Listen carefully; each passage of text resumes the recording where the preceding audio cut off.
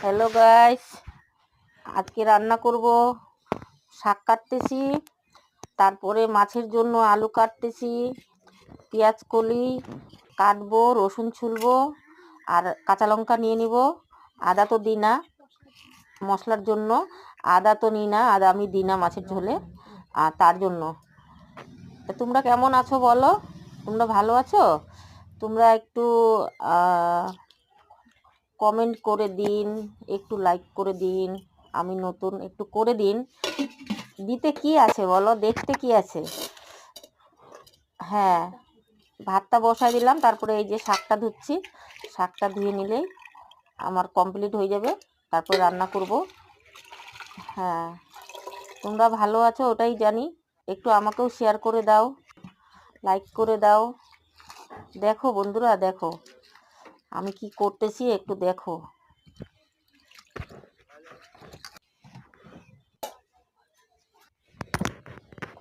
করে নিলাম সব কিছু।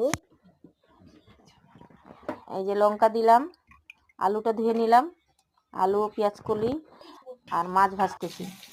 দেখুন ভাই, এই গাছগুলা মাছ, আমি ভাই বলে ফেলছি। এই যে ভাত ভাজতেছি, রাতের ভাত ছিল। হ্যাঁ, পেঁয়াজটা লাল করে ভেজে নিলাম, শাকটা দিয়ে দিলাম। শাকটা করছি একটু হালকা করে লবণ, তারপরে আলু ভেজে নিলাম, আলু পেঁয়াজ কলি ভেজে নিলাম। জল দিব, জল দেওয়ার পরে মশলাটা, একটু আলুটা সিদ্ধ হবে, তারপরে মশলা দিব।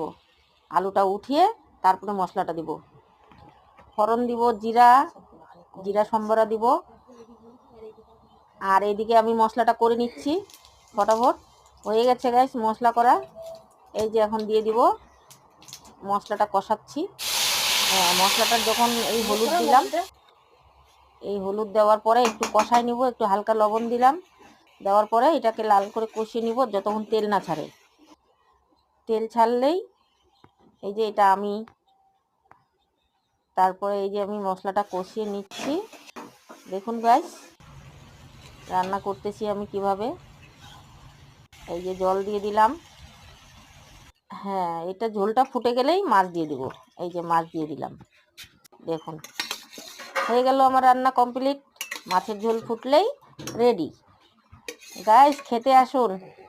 কারা কারা খাবে চলে এসো, আমার বাড়িতে নিমন্ত্রণ তোমাদের। চলে এসো, হয়ে গেছে। বাই।